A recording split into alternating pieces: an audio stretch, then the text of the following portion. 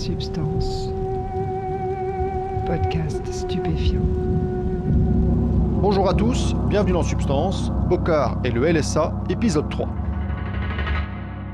Bocard a découvert que les psychédéliques, et tout particulièrement le LSA, l'aidaient à naviguer dans la vie. Mais il est toujours en difficulté, avec une consommation d'alcool importante qui le tourmente, et une tendance à ne pas finir ce qu'il commence. Dans cet épisode, il va nous raconter la découverte qui l'a aidé à comprendre ses comportements.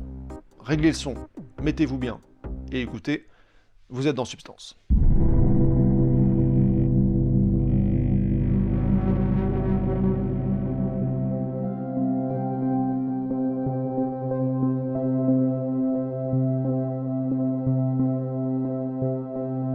Je suis tombé par hasard sur un documentaire qui parlait des abus du méthylphénidate, donc de la Ritaline, qui est le traitement pour le traitement du TDAH et aussi de la narcolepsie, mais qui est beaucoup détourné par des gens qui ont pas de TDAH, mais pour booster leur performance.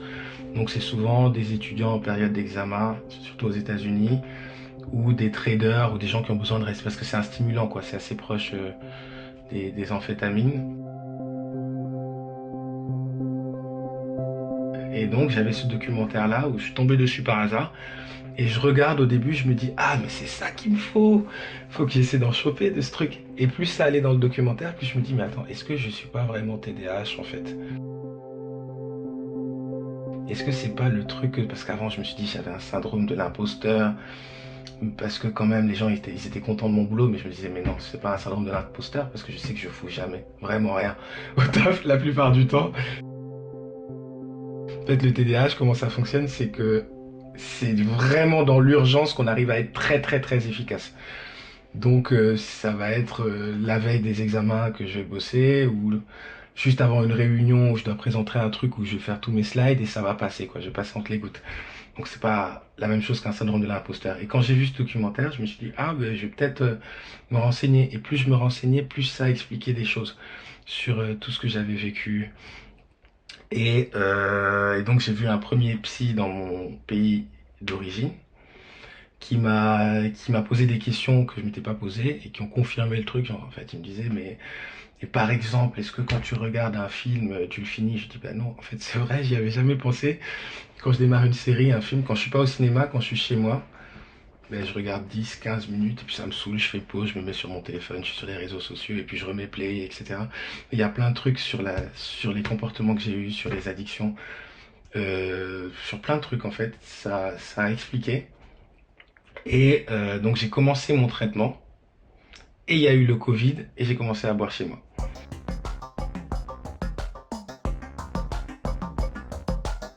Premier jour de confinement, c'était le premier jour dans un nouveau boulot. Donc heureusement j'avais déjà le PC, j'avais tout, je pouvais télétravailler. Mais bon, télétravailler, j'avais jamais fait télétravail avant. En plus je savais que bon, je commençais en télétravail, il y avait pas toute la montée en compétences qui se ferait. Et donc je me suis dit ah ben c'est cool, je vais m'acheter une bouteille de rhum, puis je vais être bien. Et puis ça dure que 2 semaines de toute façon, donc j'ai commencé à boire la journée. Et en bossant. Très mauvaise idée. Donc au bout de 2 semaines, il renouvelle, je me dis oh, ok cool. Et au bout d'un mois, il renouvelle encore, je me dis ah ça va être chaud quand même si je continue à... j'en étais arrivé à une bouteille d'alcool fort tous les 2 jours, quoi. Donc, ce que j'avais jamais fait avant c'était plus festif. Et là j'étais rentré dans un autre type de consommation, comme ça bêtement. Et pourquoi j'en parlais? Parce que ensuite après des confinements, j'ai eu aussi des retrouvailles avec une connaissance, on va dire, de l'adolescence, parce que pendant le Covid, il y avait des gros groupes Zoom où on reconnectait avec les amis d'adolescence et tout. Et on s'est vu, et on a eu, comme souvent dans ma vie, des rapports non protégés. Comme j'en ai eu c'est typique aussi, hein, souvent on me dit que je trouve des excuses, mais bon, il y a quand même des traits de caractère qui sont communs à la plupart des gens qui ont du TDAH, notamment les risques dans les relations sexuelles. Donc j'ai fait ça. Et donc c'était clair, hein, on s'était entendu que c'était juste, il y aurait pas de lendemain. Finalement, il y a eu plus qu'un lendemain puisqu'on a eu un enfant à partir de cette fois-là.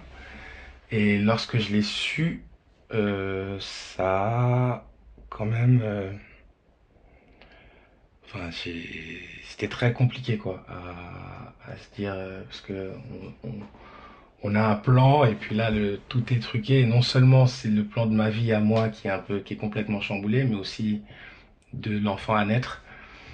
Et donc il y a eu plusieurs choses qui m'ont aidé à surmonter ce moment-là où j'étais vraiment down. Ça a été des discussions avec ma sœur notamment, qui m'a fait relativiser. Il y a plein de gens qui ont des enfants, ils s'adorent, ils s'aiment, mais après ils se détestent, ils peuvent plus se voir. Vous vous entendez bien, donc c'est juste ça qu'il faut que ça reste. Donc ça a eu ça, et il y a eu un trip au LSA. Où en fait là je me suis dit, comme je te disais, je me disais, wow, là ça va pas, je vais pas bien du tout, je vais aller me revoir, débloquer ce qui se passe dans ma tête quoi.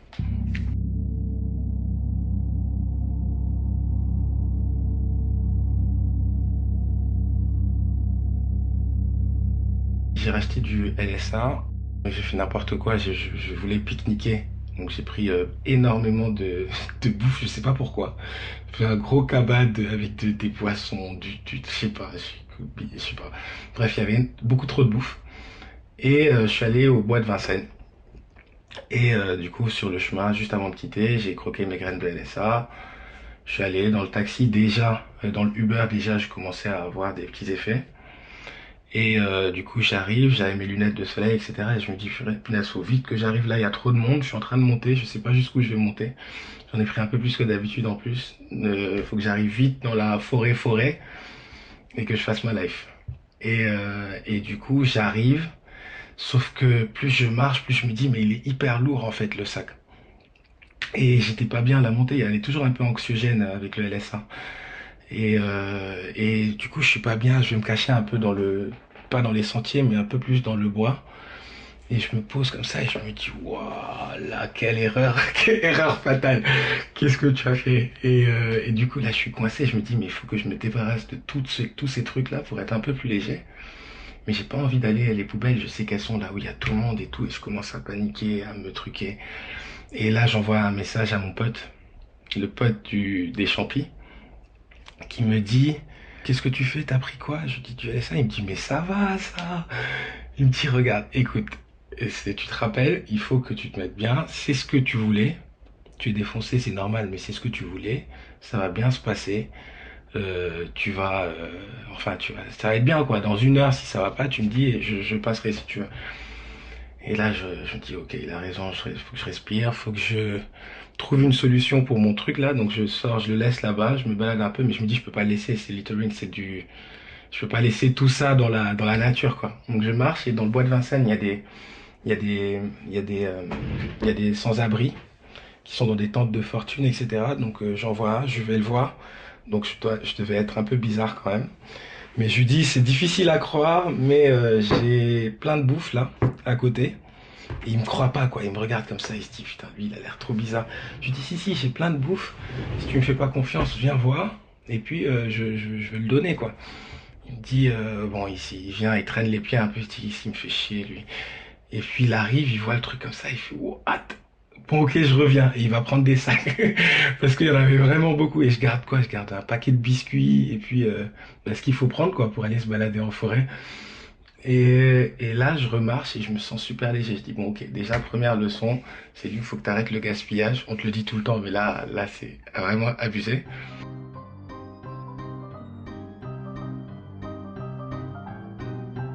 Ce que j'aime, c'est que ça apprend des leçons d'une façon tellement simple, mais ça rentre en fait.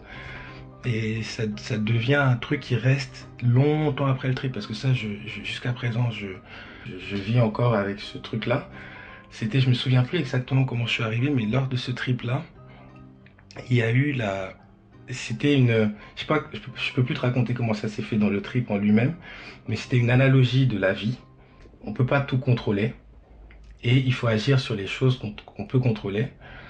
Et voilà, c'est ça, un trip pour qu'il se passe bien, il faut pas trop résister, il faut go with the flow, il faut aller là où il t'emmène. Et c'est pareil dans la vie. Et ben voilà, ben tu vas avoir un enfant.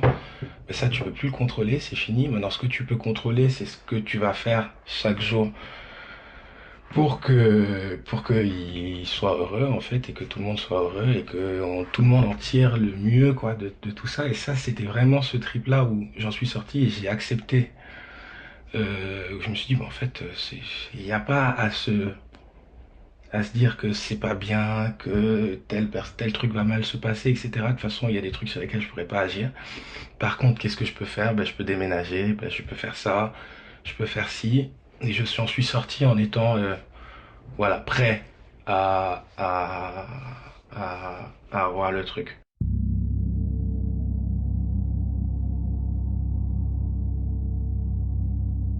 Il y en a un qui est un peu cool. Celui-là, c'était un trip au LSA.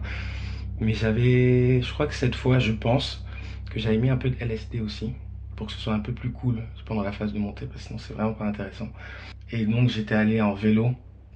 En montagne, donc en fait moi j'aime bien aller en nature mais j'y connais rien, pas en montagne, en forêt mais avec beaucoup de montées et de trucs. Je dis montagne parce que j'ai beaucoup galéré et en fait c'est que je suis allé et en fait pendant tout le début du trip j'étais là, au lieu de m'arrêter je faisais que pédaler, pédaler, pédaler. Et juste à un moment je me suis rendu compte que j'étais épuisé et que j'étais au tout début du truc donc je me suis couché dans l'herbe, j'ai essayé la montée etc. Et à un moment j'étais juste trop fatigué pour passer la journée là-bas. On avait à cette époque un petit appart qu'on utilisait pour faire du son, donc dans la petite ville où je suis maintenant. Et je me suis dit, bah, je vais aller là-bas. Et sur le chemin, donc je croisais des gens, j'étais à vélo. Et le premier truc, je pense que je poussais le vélo. Et donc, comme je savais, quand je sors comme ça, je mets des lunettes de soleil et j'avais un pull à capuche. Il faisait un peu gris. Et donc, j'étais sur un bout de sentier où il n'y avait pas beaucoup de monde. Et j'ai croisé une femme. Et j'ai senti qu'elle avait très peur de, de ce, après, je vais dire, donc de ce noir avec des lunettes, avec des trucs dans un sentier. C'est pas, je dénotais un peu avec mon vélo et j'ai senti qu'elle s'est un peu éloignée. Et je me suis vraiment mis parce que j'étais défoncé quoi, et je me suis vraiment mis à sa place. J'ai, j'ai vraiment presque, je sais pas si c'est exactement ce qu'elle a ressenti, peut-être même que je me suis fait des idées, mais j'ai repensé à un podcast que je recommande d'ailleurs, je sais pas si je peux faire une pub de podcast, mais c'est Ear Hustle, c'est en anglais, c'est sur les prisons, une prison aux États-Unis, et il est génial ce podcast, et il y en a l'un des rares épisodes où il parle des crimes des personnes, c'était quelqu'un qui avait décidé de se venger du racisme en agressant une femme blanche. Et un truc complètement débile, quoi. Et, euh, et je sais pas pourquoi tout ça s'est remonté. Et je me suis dit, bah, je vais m'éloigner. Déjà, je vais enlever mes lunettes. Faut pas que je fasse peur aux gens, etc. Même si je devrais pas faire peur. Mais ok. Et et ensuite, pendant et ça, c'est un truc qui revient souvent dans mes derniers trips. On en parlera. Et donc, le racisme. Et du coup, j'avance comme ça. Et pendant tout le trip, j'ai l'impression que toutes les personnes que je croise, j'invente leur vie en fait dans ma tête parce que je les connais pas. Mais c'est comme si je me dis, ah, celle-là, elle a l'air cool, mais en fait, peut-être que elle vit des trucs hyper compliqués dans sa vie, mais telle personne, elle est heureuse. Et je sais pas, je croisais des gens et je vivais des vies comme ça. Donc c'était intéressant. Et je suis arrivé donc au spot là. Et là, j'ai eu une des meilleures expériences aussi. C'est que je me suis posé et donc j'essaie souvent par rapport à mon TDAH, l'alcoolisme, d'essayer de faire de la méditation. J'y arrive pas. Et là, j'ai réussi. En fait, j'arrivais à ne penser à rien. Et en fait, je faisais un vocal à mon pote qui m'avait donné la première fois la LSD. Souvent, quand je trip, j'envoie des messages. Il n'est pas obligé de les lire, mais ça m'accroche un peu. Et donc, je lui dis, mais là, et en fait, je parlais. Et, euh, et en fait, pour arriver à atteindre ce moment de bonheur et de genre juste, on est vraiment sur le moment, sur l'instant présent. On est à la seconde près, en pleine conscience et on pense à rien d'autre. Et en fait, il fallait que je parle un peu. Et quand je parlais, je me disais, ah, et je retombais sur ce moment, j'étais chill. Puis je reparlais, ah mais c'est incroyable en fait, tu te rends pas compte parce que là, dès que je veux, et dès que je disais dès que je veux, je me remettais dans le truc et je disais plus rien pendant quelques secondes. Et ça aussi, je me suis dit, mais maintenant je sais comment on fait, donc demain je pourrais méditer, mais ça a plus marché malheureusement.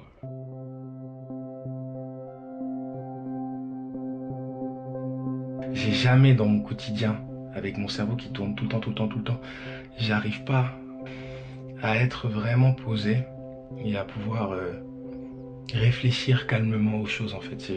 Ça va trop vite tout le temps, à part en étant sous substance.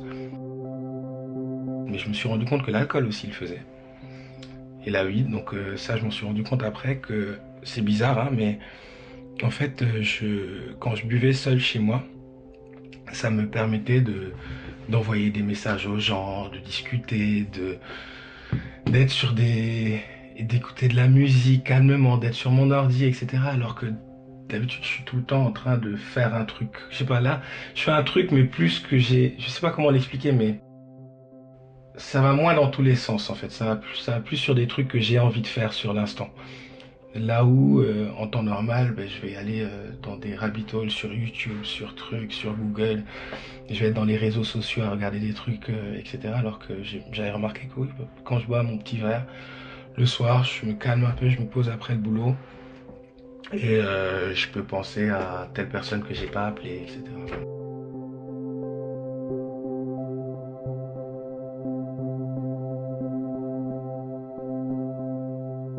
Ces dernières années, ça allait beaucoup mieux. Sur ma consommation d'alcool, j'ai consulté un peu plus, j'ai essayé de prendre je bois plus chez moi, je bois plus seul.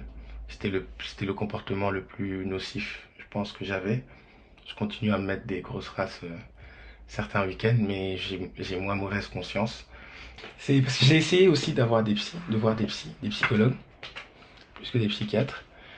Et je pense que ça peut être très utile parce qu'on est moins mentalement altéré quand on fait cette démarche-là, mais c'est beaucoup plus long, je pense.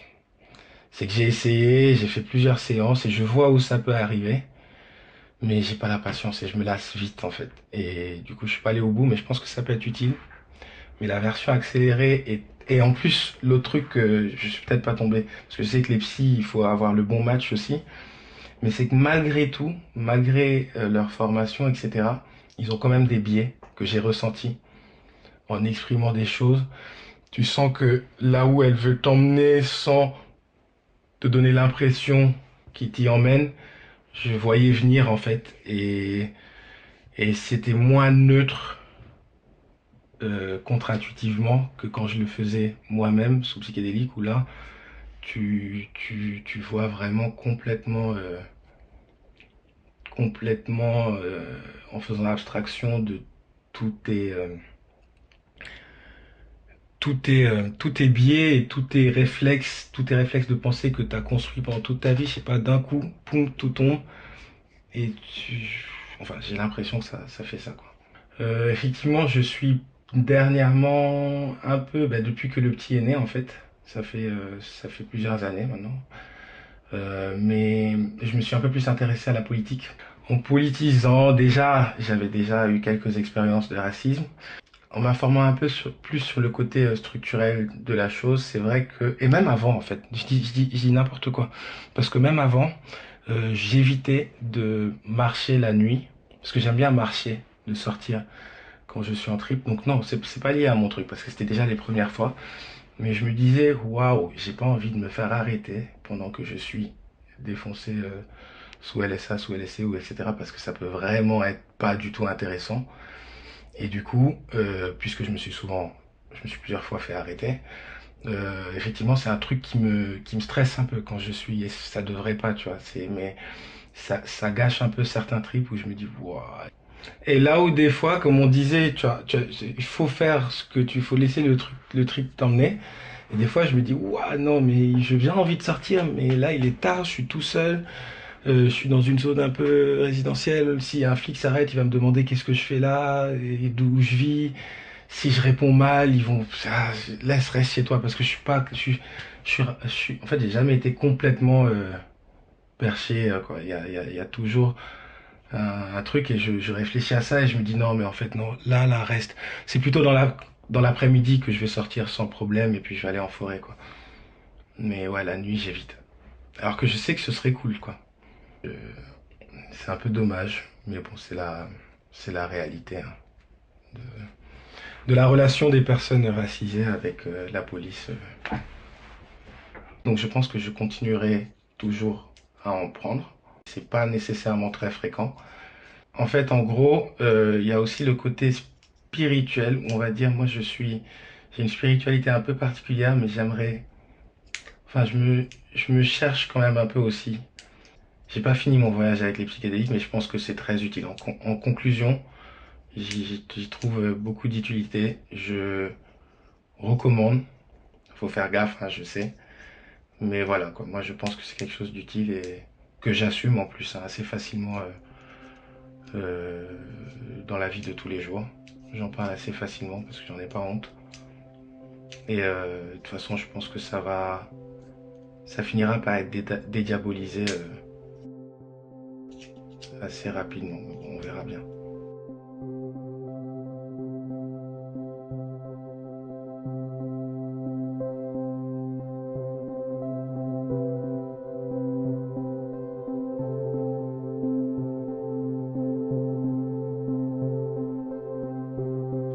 C'est terminé pour l'épisode de Bokar, merci à lui d'avoir participé. Après l'entretien, il m'a envoyé des messages pour préciser certains détails qu'il aurait aimé exprimer dans le podcast et qui apportent des éclairages intéressants sur son histoire, donc je vous les lis. Pour répondre à ta question sur pourquoi je fumais au lycée, j'ai parlé du côté cool et du sentiment d'appartenance. Je crois que j'avais envie de sortir du rôle de mascotte du plus jeune et m'affirmer un peu bad boy. Mais surtout, j'adorais composer sur ordi et je pensais avoir absolument besoin de cannabis pour avoir de l'inspiration, alors que c'était plutôt pour me concentrer avec le recul. Ça explique pourquoi ça a duré. Je voulais aussi compléter sur le lien TDAH-alcoolisme. J'ai commencé la médication à la Ritaline autour du premier confinement, période où ma conso d'alcool a fortement empiré. Les médocs ont créé un trigger de craving d'alcool et ça a été dur de s'en sortir. Les psychédéliques m'ont aidé à différencier la consommation choisie de celle dictée par l'addiction et ça a créé un vrai déclic que j'utilise encore aujourd'hui pour résister. Fin de citation. Voilà, je trouvais ces précisions intéressantes. Avant de vous quitter, je vous rappelle que vous pouvez soutenir le podcast si vous le souhaitez. Il suffit de se rendre sur la page Tipeee de Substance, dont vous trouverez le lien en description. Dans le prochain épisode, on change de témoin. D'ici là, portez-vous bien.